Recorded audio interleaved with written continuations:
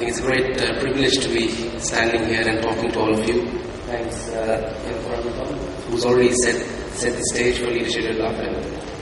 What I'm going to be doing in the next 10 minutes or so is I'm going to be talking about how we have approached leadership development at InterContinental Hotels Group, and also share some of the experiences that we've had during this process. Before I start that, just a quick snapshot of who we are. So I represent InterContinental Hotels Group. We are the world's largest hotel company, and we have brands like InterContinental, Crown Plaza, Holiday Inn, and Holiday Inn Express.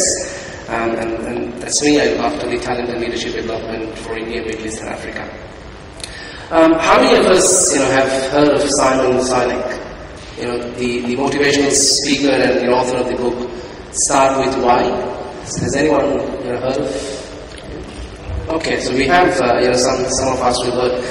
I think he's a very interesting personality. Like a lot of us, he started his career and somewhere in between he realized that he's not doing what he enjoys, or he's not doing what he should be doing, and therefore he did a lot of research, and he seemed to have found out what is it that great leaders, how do they think, and how do they inspire actions in people. And simply what he says, people don't follow a leader based on what they do, but more on why they do it. And we have some great examples, starting from Mahatma Gandhi or Martin Luther King or Nelson Mandela. Each of them had a purpose. So it talks about, let's start with the purpose, which is the why. Why should I be leading in a particular way? What's the legacy that I want to leave behind as an individual? And then, if I have to leave that legacy, how should I lead? How should I behave? And then, what are some of the outcomes of that? So, at InterContinental Hotels Group, we've adopted the similar approach to leadership development, and we're saying, why are we doing leadership development? Why are we investing the time and money and the resources in leadership development?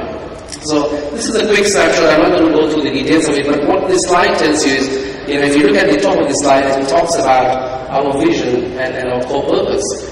So, 5 years back, we created this ambition that we want to become one of the very best companies in the world. And we know to become one of the great companies, we need great leadership. And therefore, we are investing in leadership development. And from there, it flows from what our commercial goals are, what are some of the tangible actions.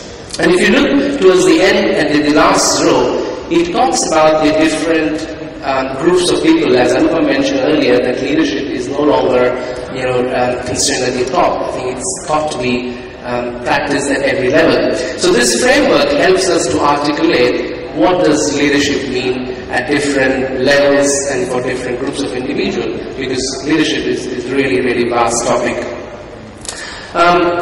We are all familiar, when we talk about leadership, I think we talk about three things. How are we, leading ourselves as an individual? How are we leading others, our teams, our colleagues, our peer groups? And finally, how are we leading the business? That's where the rubber is the road.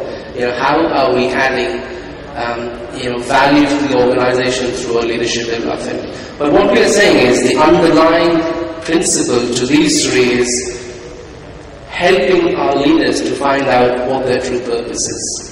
Because we know when people, what they stand for, which is what authentic leadership is, they absolutely make sure that live, by it. So, and this is a part of our culture. And again, I think in every organization we need to be thinking about what's the culture that we want to set up, and therefore from there, the leadership development, training or practices, and everything starts from there. So that's the why of it. Why are we building leadership capabilities in our organization? Let's talk a little bit about the hows. Anupam spoke about the famous 70-20-10 principle. Where we have research has proven that the best development happen through on-the-job learning experiences.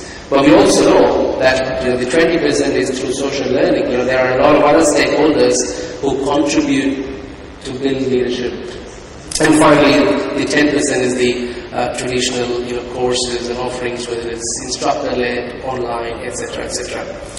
What I want to do now is, so we know that 70% is very critical in building leadership, or this is how leaders develop. But how do we manage that 70%? What needs to go in that 70% for leadership development to happen? So the first thing is, we realize that there is a lot of successful people in each of our organizations.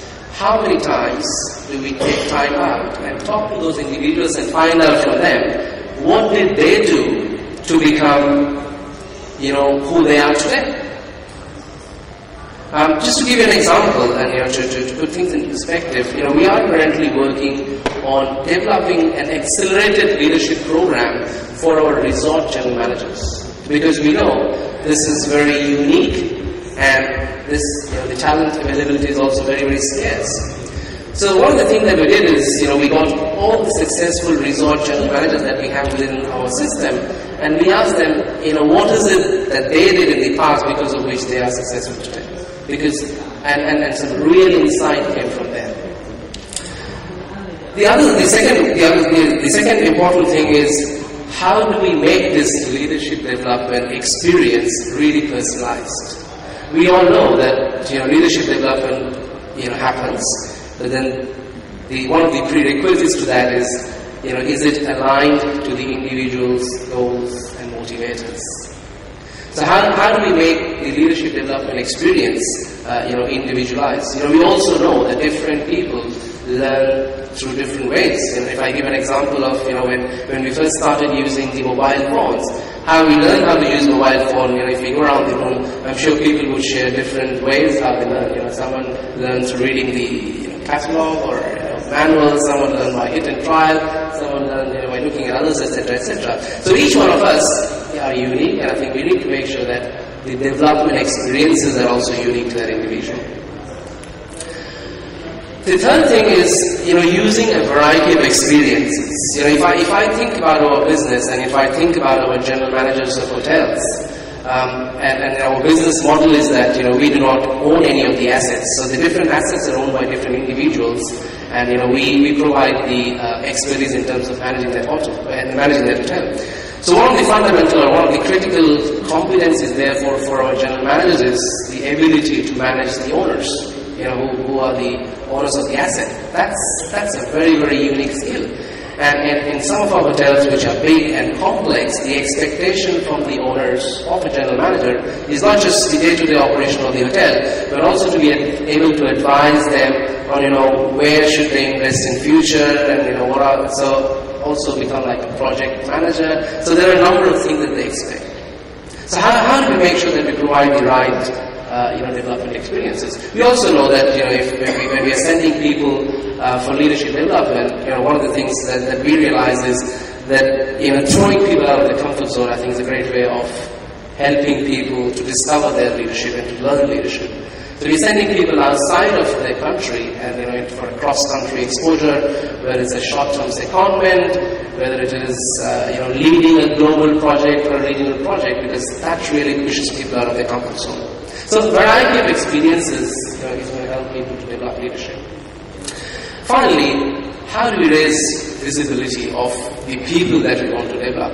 I think it's again tied to that fact that how do we help build people's self-efficacy? In all our organizations, I know we talk about high potentials and how we manage the high potentials. But the thing is, we are realizing that we can't be categorizing people, because I believe that everyone has potential, and everyone's potential is very, very different. So just because of the fact that one is a high potential in a 3x3 matrix and one is not, does not mean that the other person is deprived of developing. So if we continuously tell people and believe in them and give them the confidence that they can do it, I think that really helps in developing and in building leadership capabilities. The 20%, so it's about learning from others. And then, if you think about who can we use to learn from others, I think the manager is a great catalyst in developing an individual. We have this challenge when managers think, leadership development is HR's role. What's going to do that with me? So we are looking at, how can we help, how can we educate the managers to support leadership development? Because we recognize that they are a key catalyst in this process. The constant belief in the individual, providing the right exposure, providing the right experiences, helping them to work on high visibility project, we know would make sure that the individuals that we support are developing. Senior leader commitment and development. If an individual has a particular goal and he or she is aspiring to meet their career goal, obviously they are put on a leadership development accelerated program or whatever. But we have realized and we have learned that if we provide them the platform and the forum to discuss their personal development plan with senior leaders in the business, the impact of that is huge. Not just on leadership development, but also on engagement. We have seen, hospitality as an industry, I think, attrition like many other service industries is a huge concern for us. But we know that, when we provide this access, direct access of senior leaders to individuals who are developing, that really helps them because people are absolutely passionate to talk about what are they doing to develop themselves and what are they doing to get to that next level of leadership. And as earlier, spoken by Anupam, how do we help or facilitate people to learn from peer group? Whether it is within their business unit, outside country, outside the organization, wherever. So I just want to share quickly, one of the things that we developed a couple of years back, and we call this as Leaders Lounge. So I think some of the font sizes are very similar. So what this essentially does is, we have used the concepts of social media to build this leadership development platform for our senior leaders. So, we have identified, 4 people, who we call as Leaders Lounge coaches. So they are responsible to manage the content. But they're the ones who, initiate a conversation or a dialogue. But after that, people or leaders within the organization, they have the opportunity to, comment on that, ask questions. So, if I'm facing a challenge or an issue in my business, I could go onto the Leaders Lounge and I can find out who are the people who can help us to manage that process. So it's quite an interesting way of facilitating learning because, as we know, leaders want to learn, but they don't want to be getting a feeling that, I'm being taught. So this is really critical. And finally, the 10%, which is the courses, whether it's online courses or instructor-led courses. So this is the how. How are we developing, leaders, or how are we building leadership capabilities? And finally, the what. And this is, I think, the simplest. What business results will this drive? What business metrics, will this influence? And I think a lot of times we start with what, and therefore we don't get that buy-in from people. If you start from why, and then go to how, and then go to what, I think people automatically get inspired. So I just close with these final words from past US President Johnny. If our actions inspire others to dream more, learn more, do more, and become more, then we know we are an excellent leader. So just some food for thought for you as you go back and